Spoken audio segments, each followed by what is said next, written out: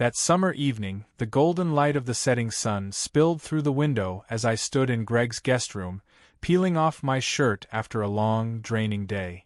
Visiting Greg's house had always been a source of comfort, a second home where I could unwind and let the weight of the world slip away.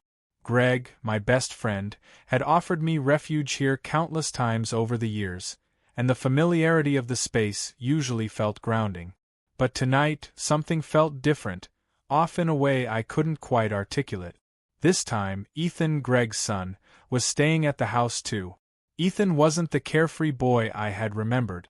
Time had changed him in ways that were impossible to ignore. He had just turned 19, and the transformation was striking. He was tall, with broad shoulders and an athletic frame that spoke of youthful vigor.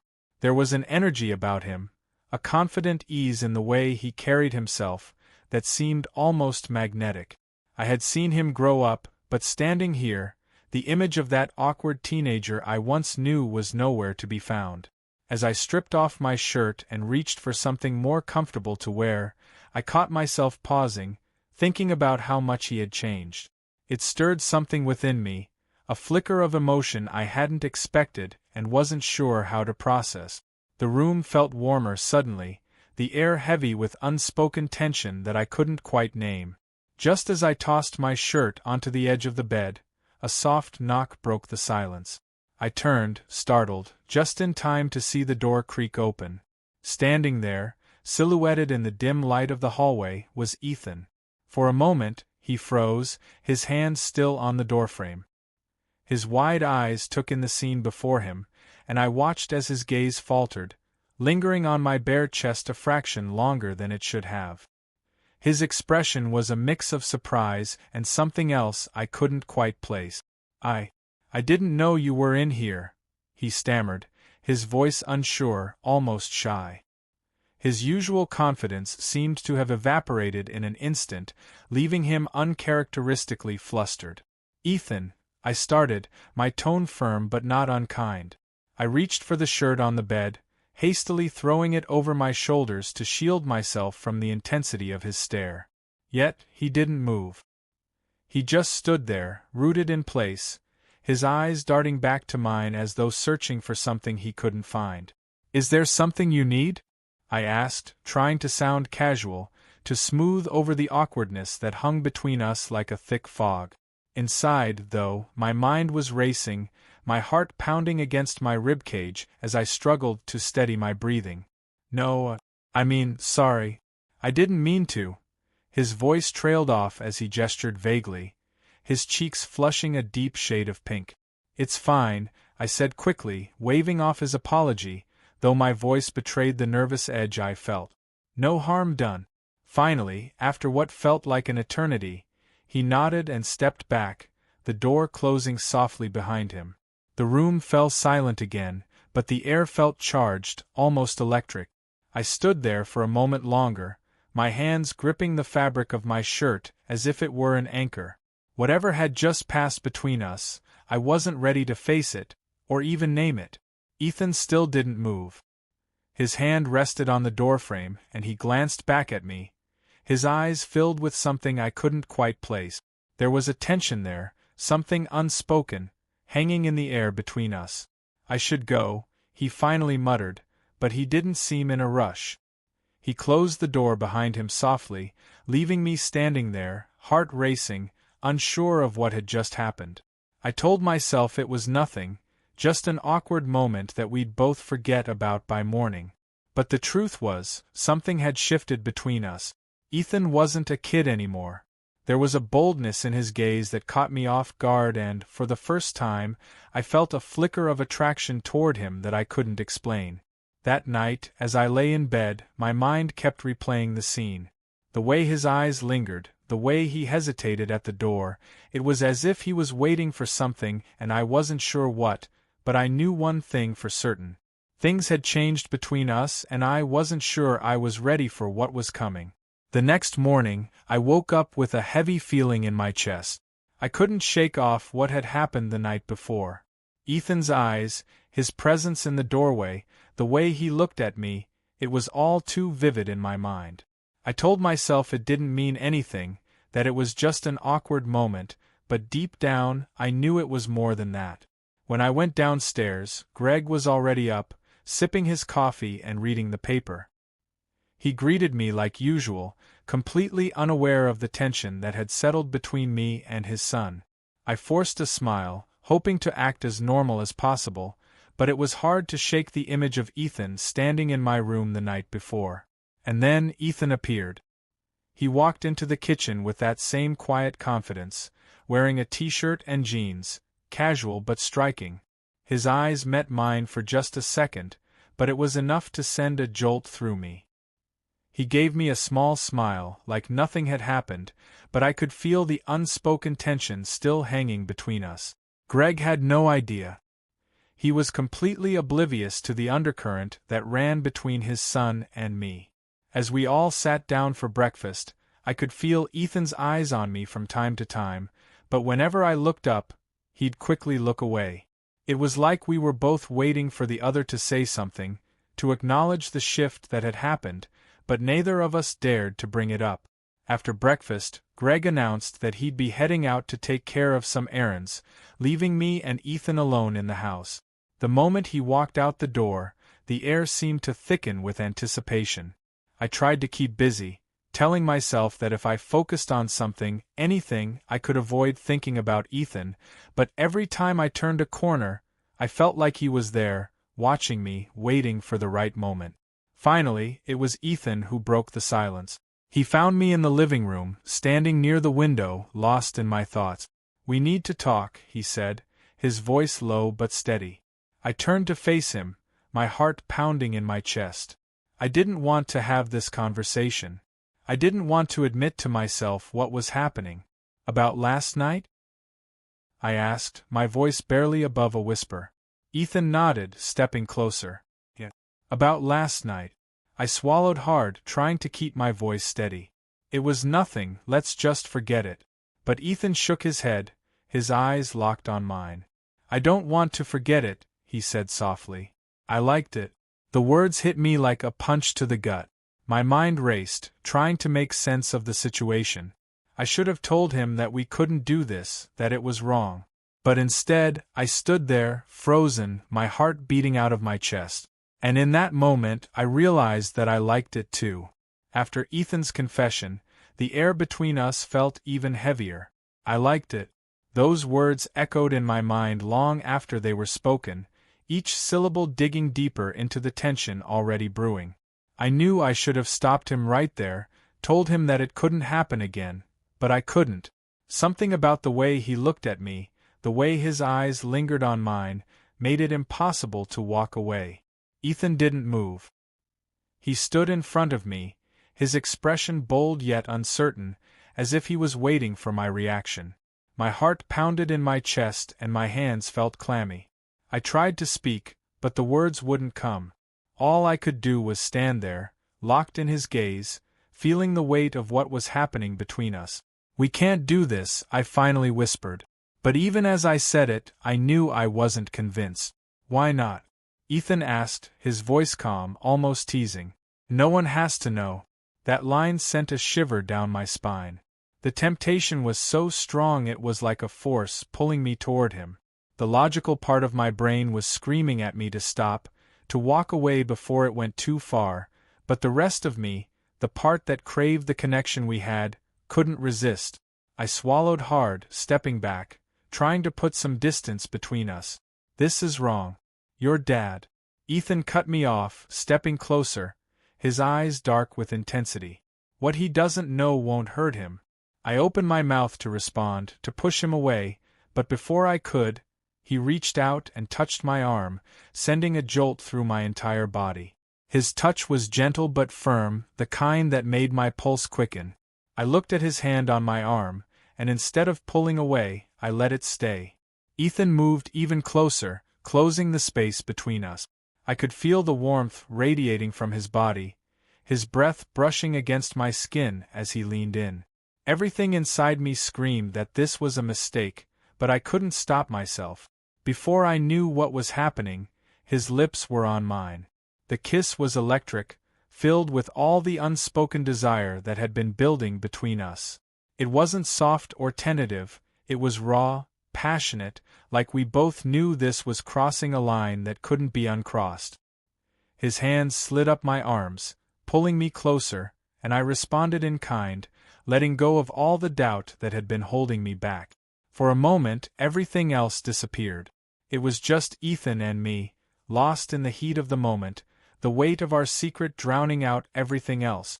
But then, as quickly as it began, reality hit me like a wave.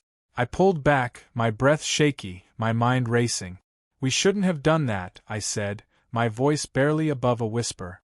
Ethan smiled, that same mischievous grin that always made my heart race. "Maybe, but we both wanted it, and the truth was I couldn't deny it. I did want it, and from the look in his eyes, I knew this was far from over." The days that followed were a blur of stolen moments and lingering glances. Ethan and I continued to circle each other like two people caught in a dangerous game, both aware of the consequences but unable to stop. Every time Greg wasn't around, the air between us seemed to hum with tension, a constant reminder of the kiss we'd shared and the lines we'd crossed. I tried to act normal, to pretend like nothing had changed, but the truth was, everything had. Ethan had awakened something in me that I hadn't even realized was there, and now that it was out in the open, I couldn't put it back. It was intoxicating and terrifying all at once. Greg, completely oblivious to what was happening between his son and me, continued to treat me like family, making it even harder to face him. Every time I looked at him, guilt gnawed at me, and yet the pull toward Ethan only grew stronger. It was as if I was living two lives, one where everything was normal and another where I was consumed by this secret desire. One evening, Greg had to work late, leaving me and Ethan alone in the house. The moment Greg left, I felt the familiar tension settle over us. I tried to focus on anything else, reading, watching TV, even going for a run, but it was no use. My mind kept drifting back to Ethan, to the way he had kissed me, the way his hands had felt on my skin. I was sitting on the couch when Ethan walked in, his expression unreadable. He sat down next to me, a little too close, his leg brushing against mine. I could feel the heat radiating from his body, and my heart started to race. "We shouldn't," I said quietly, not looking at him. "But you want to," Ethan replied, his voice steady, almost teasing. "I know you do." I turned to face him, my eyes meeting his. There was something in his gaze that made it impossible to look away, an intensity, a certainty that I hadn't expected. I wanted to deny it, to tell him that he was wrong, but the words wouldn't come. The truth was, I did want it, even though I knew how wrong it was.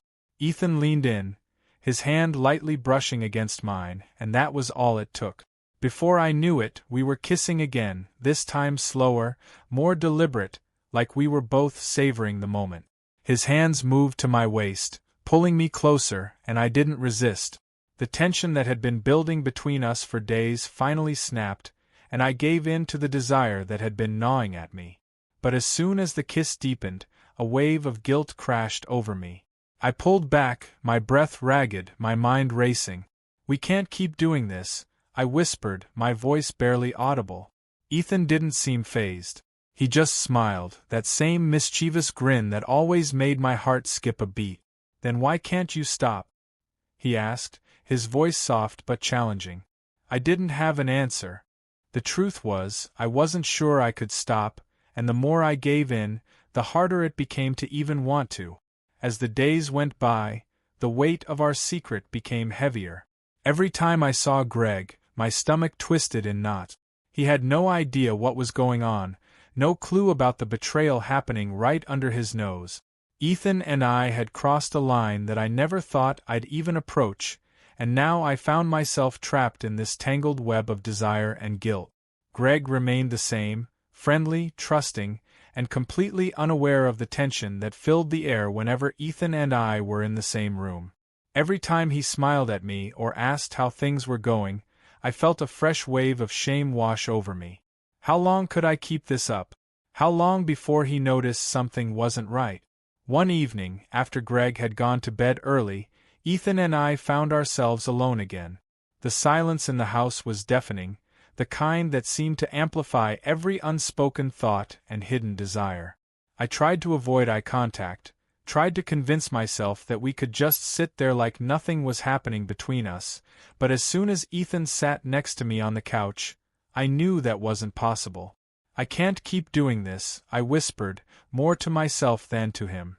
My voice trembled with the weight of the lie I was living. Ethan didn't respond right away, he just looked at me, his expression soft, yet knowing.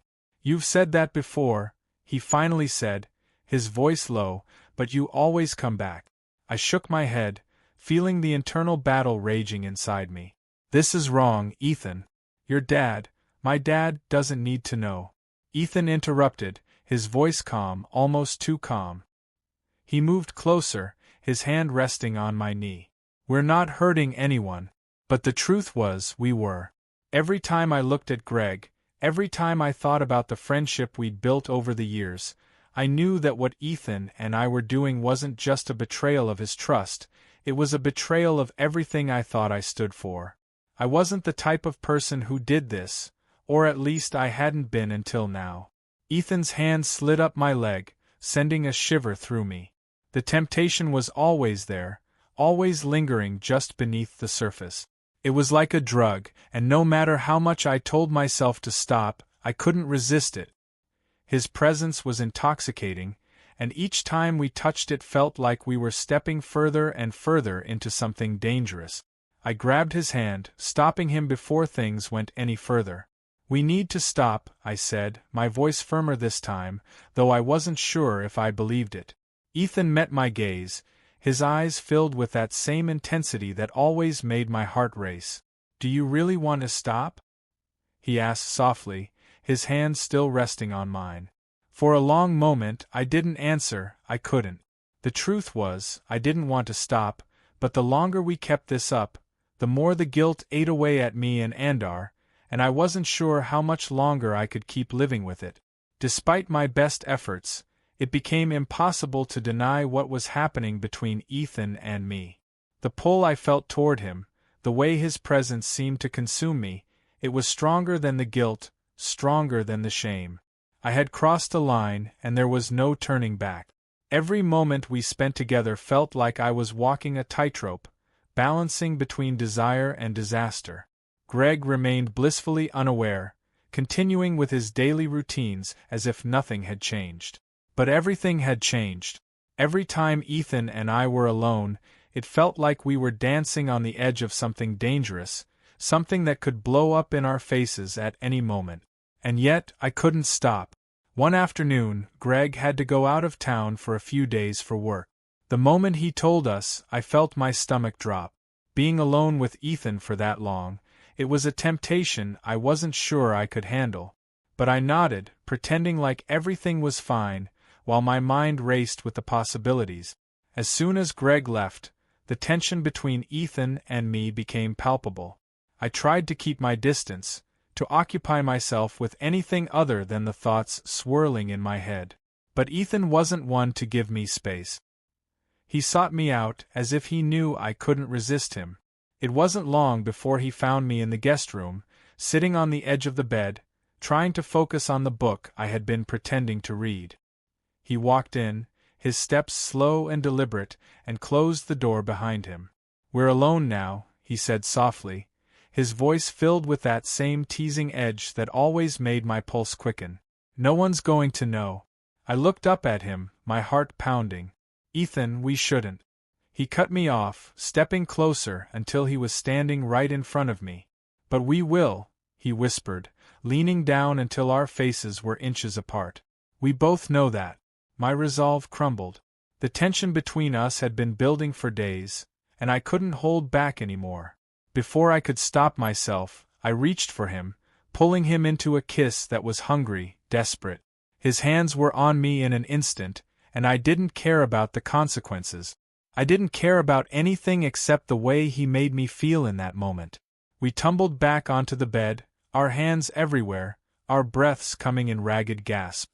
It was reckless, but I couldn't stop. I didn't want to stop. For those few stolen hours, nothing else mattered. Not Greg, not the guilt, not the risk of everything coming crashing down around us.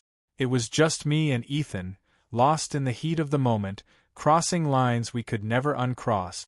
But when it was over, and the reality of what we'd done settled in, the weight of our actions came crashing down on me. I lay there, staring at the ceiling, my heart racing for reasons that had nothing to do with desire. I had gone too far, and there was no going back now. Ethan lay beside me, his breath steady, his fingers lightly tracing patterns on my skin. "You're thinking too much," he said softly, his voice breaking through the silence. "Maybe I should be," I whispered, feeling the heaviness of what had just happened pressing down on me.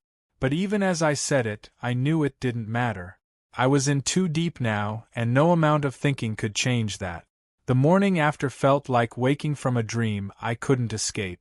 Ethan was already up by the time I stumbled into the kitchen, his presence there unnervingly casual. He smiled at me like everything was normal, like we hadn't crossed a line the night before that would forever change the way I saw him, the way I saw myself. But I couldn't smile back. My mind was clouded with guilt, my chest heavy with the weight of what we'd done.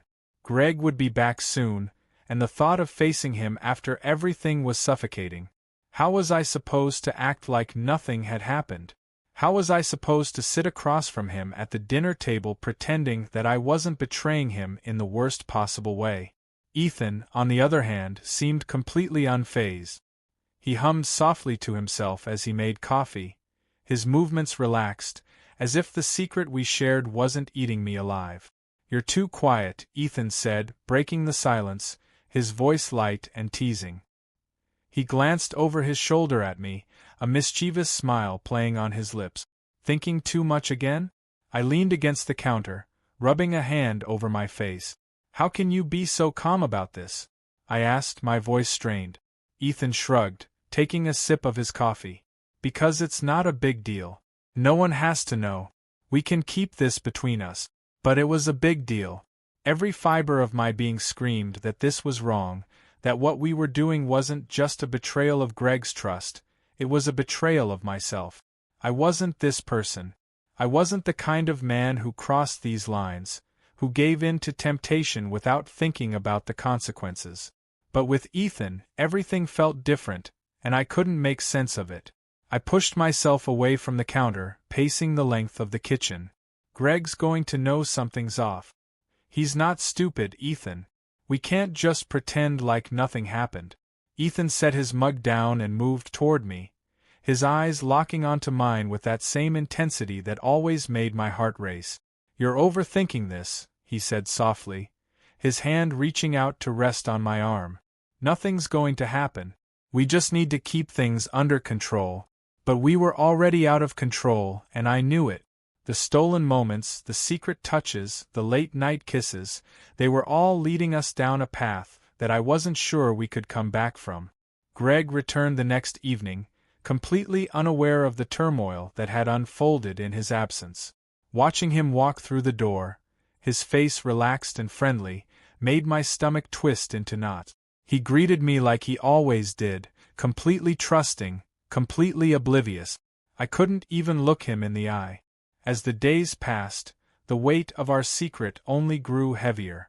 Ethan and I still found ways to sneak moments together, but each time it became harder to ignore the guilt. I could feel the walls closing in on me, the pressure building, and I knew it was only a matter of time before something gave way. The tension between us became harder to hide. Greg started to notice, his easygoing nature slowly giving way to confusion.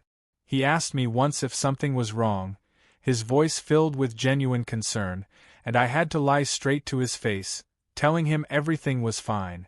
But everything was far from fine, and deep down, I knew that this secret wouldn't stay hidden forever. The tension in the house had become unbearable. Every glance Greg threw my way felt like a silent accusation, though I knew he didn't yet suspect anything. But how long could we keep this charade going? Ethan and I were playing with fire, and the flames were licking closer by the day. At first, sneaking around had felt exhilarating. The stolen kisses, the lingering touches when no one was watching, it had given us both a thrill, as though we were getting away with something dangerous. But now, it wasn't fun anymore. It was suffocating. Every time Ethan brushed against me in passing, my heart would pound, but not from excitement, from fear. The fear that Greg would see something, or worse, that I wouldn't be able to hide the guilt that was eating away at me. Ethan seemed so sure of himself, so confident that no one would ever find out, but I wasn't so convinced anymore. Greg had started to notice. I could see it in the way his eyes lingered on me, the way he asked subtle questions about how things were going. He didn't know the full truth, but he knew something was off. It was only a matter of time before he started digging deeper. One evening, Greg invited me and Ethan to join him for a drink outside by the fire pit. We all sat together, but the air between us felt thick with unspoken words. Ethan was his usual self, laughing and joking with his dad, but I could barely focus on the conversation. My mind kept replaying all the moments we'd shared, all the lines we had crossed, and I couldn't shake the feeling that Greg was starting to see through me.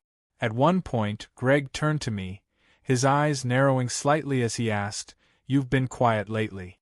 Everything all right?" The question hit me like a punch to the gut. My mouth went dry, and for a moment I couldn't think of how to respond. "Yeah," I finally managed to say, forcing a smile, "just been busy with work, that's all." But even as I said it, I knew the lie wasn't convincing. Greg gave me a long searching look, and I could feel the weight of his suspicion pressing down on me. Ethan glanced over at me, his expression unreadable, but I could tell he was watching the exchange carefully. The conversation moved on, but the tension didn't leave. I could feel Greg's eyes on me throughout the evening, as if he was trying to figure out what was really going on. My hands felt clammy, my heart racing in my chest. This was getting out of hand. Later that night, after Greg had gone to bed, I found myself alone with Ethan once again. The house was quiet, the only sound the soft hum of the night outside. Ethan leaned against the counter, watching me with that familiar intensity in his eyes. "He's starting to catch on," I said, my voice low and strained. Ethan shrugged, his confidence still unshaken. "He's not going to figure it out. As long as we're careful, everything will be fine." But I wasn't sure anymore. I couldn't shake the feeling that we were on the edge of something terrible, that the walls were closing in faster than we realized. "We need to stop this," I said, more to myself than to him, "before it's too late." Ethan stepped closer, his gaze locked on mine. "You don't want to stop," he whispered, his voice soft but full of certainty. "And neither do I." He was right. As much as I knew we were headed for disaster, I couldn't pull away. I was too deep, too far gone. But I also knew that it was only a matter of time before everything fell apart. The following days were a blur of anxiety and fear. Every time I was near Greg, I felt like I was walking on thin ice, waiting for the moment it would crack and I'd plunge into freezing water. The more time passed, the more I could sense his growing suspicion. Ethan and I were slipping, and it was only a matter of time before everything unraveled. One evening, Greg asked me to help him with some work in the garage. It was a simple enough task, but I could feel the weight of his eyes on me the entire time. My hands trembled slightly as I handed him tools, trying to keep the conversation light, but Greg wasn't making it easy. He was quieter than usual, his responses clipped, as if he was holding back something. Finally, he set down the wrench he was using and turned to me, his expression unreadable. "You've been acting strange lately," he said, his voice low but direct. "Is there something going on that I should know about?" The question hit me like a hammer. My heart pounded in my chest, and for a moment I couldn't find the words to respond. "No, nothing's going on," I lied, forcing a smile that felt fake even to me. "Just, life." But Greg didn't seem convinced. He studied me for a long moment, his eyes narrowing slightly. "If there's something you're not telling me, I hope you know you can trust me," he said, his tone softer now, but no less intense. "We're friends." I swallowed hard, nodding, but inside I felt like I was going to break.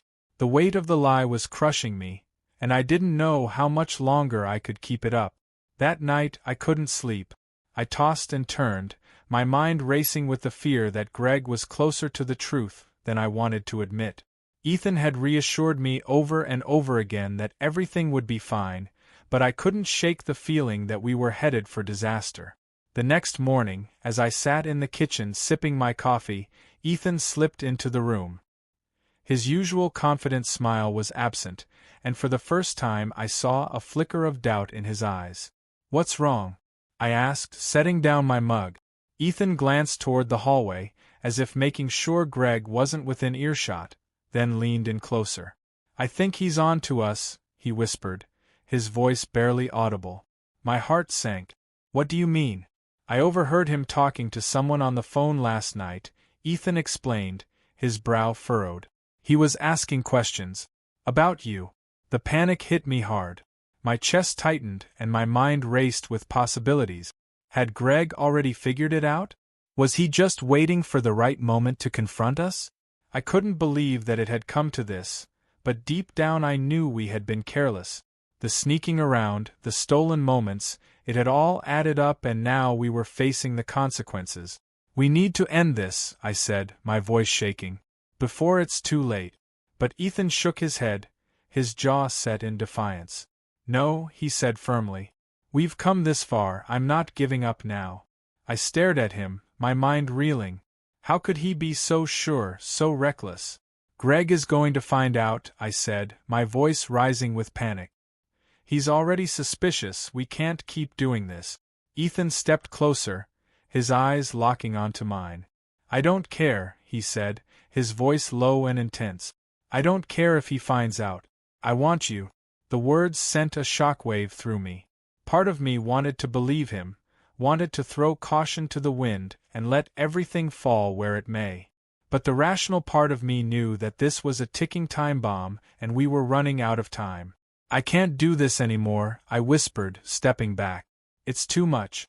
For the first time, I saw a crack in Ethan's confidence. His eyes darkened with frustration, but he didn't say anything. Instead, he turned and stormed out of the room, leaving me standing there, torn between my desire for him and the crushing guilt that had been building for weeks. The rest of the day passed in a haze of anxiety. Every time Greg spoke to me, I felt like he was testing me, searching for the truth that I was so desperately trying to hide. I couldn't focus, couldn't think straight. All I could do was wait for the moment when everything would come crashing down. That evening, as the sun set, Greg called me into the living room. The serious tone of his voice made my heart race and I knew, without a doubt, that this was it. He knew. I sat down across from him, my hands clammy, my heart pounding in my chest. Greg looked at me for a long moment before finally speaking. "I've been doing a lot of thinking," he said slowly, his voice heavy with emotion. "And I need to know the truth. What's been going on between you and Ethan?" The words hung in the air, suffocating me. I felt like the ground was crumbling beneath my feet, and for the first time I had no idea how to respond. As we come to the end of this journey, we're left with a question that lingers long after the final words have been spoken. How far are we willing to go for the things we desire, and at what cost? This story of secrecy, passion, and betrayal teaches us a valuable lesson about the fragile line between what we want and what we can live with. When we give in to temptation, when we hide our true selves from those we care about, the consequences don't just affect us, they ripple out, touching the lives of everyone around us. If you found yourself in a similar situation, what would you do? Would you risk everything for a fleeting moment of passion, or would you make the harder choice to walk away? Sometimes the most difficult decisions are the ones that define who we are. Take a moment to reflect. Are there secrets you've been hiding? Are there desires you've been chasing that could hurt the people closest to you? Maybe it's time to confront those truths and ask yourself what really matters. If this story resonated with you, don't forget to subscribe to the channel and turn on notifications so you never miss a new story. There's always more to learn, more to reflect on, and more opportunities to grow.